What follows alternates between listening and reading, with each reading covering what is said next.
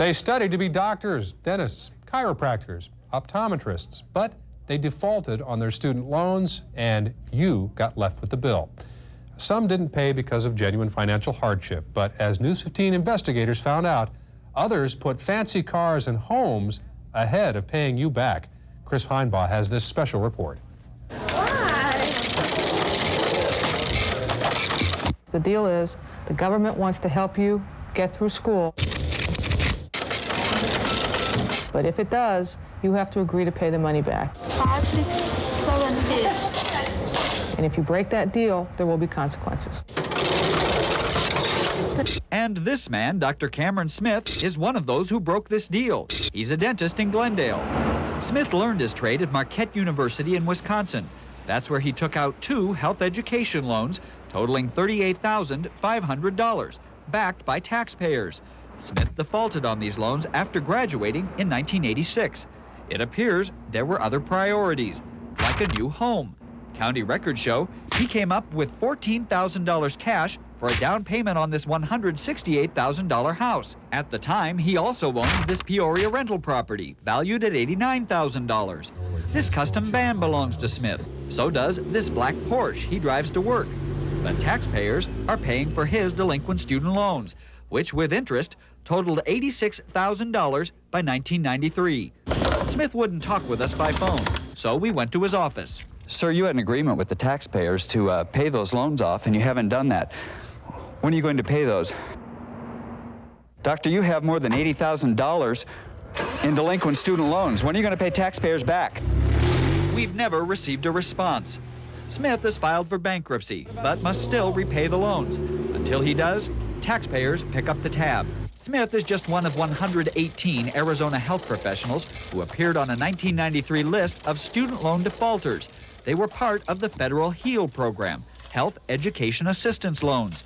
But they defaulted, leaving taxpayers with the bill and federal prosecutors to track them down. It's a substantial effort. We have to find the person, we have to identify what remains to be paid, and ultimately we institute litigation.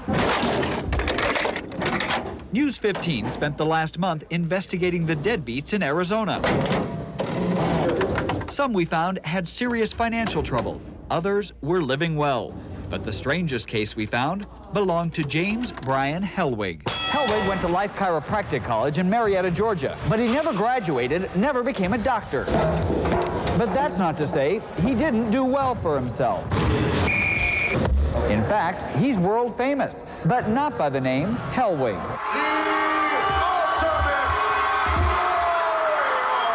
He's known as the Ultimate Warrior, once one of the world's top professional wrestlers. He was a favorite with fans and a big moneymaker for pro wrestling. He was featured in wrestling videos, wrestling magazines. There's even an Ultimate Warrior talking action figure. I am the Ultimate Warrior! Wrestling insiders say the Ultimate Warrior made James Hellwig a millionaire, but that money wasn't going towards his HEAL student loans. Court documents show in the early 80s, Hellwig took out 4 of these loans, totaling $43,884. He's only paid $233. He spent his money on other things, like this home in Paradise Valley. Hellwig bought this in 1991 for $850,000 cash. He sold it just a few months later for a $25,000 profit. The next year, he bought this home in an exclusive community in North Scottsdale for $515,000, again in cash. Then he purchased the vacant lot next door for $72,000. That's right, in cash. Then there's his business, Warriors Gym in Scottsdale. He got into this last year and told the Arizona Republic he spent $500,000 to refurbish it. Inside, he sells his own line of products through his company, Ultimate Creations. He sometimes even drives to work in this new BMW. Despite this apparent wealth, Hellwig's HEAL student loans are in default. Interest has been growing, and now federal court records say the taxpayers are stuck with a delinquent loan of $128,000. On the phone, Hellwig agreed to an interview. We never heard back, so we went to his gym.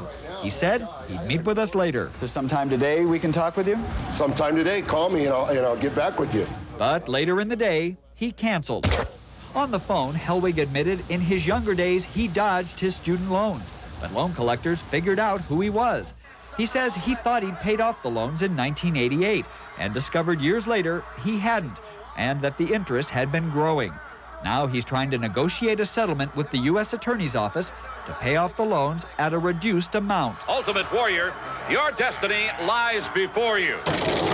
Federal officials say $350 million of HEAL loans are in default. This jeopardizes future student loan programs. Next week, an updated list exposing 4,100 HEAL deadbeats will be released. Officials hope the public exposure will embarrass defaulters and force them to pay up.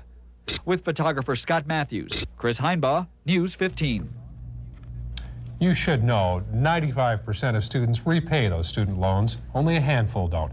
Now, when that new list of HEAL loan defaulters is released next week, we'll let you know how many Arizona names were dropped, added, and how many are back on the list. Would you like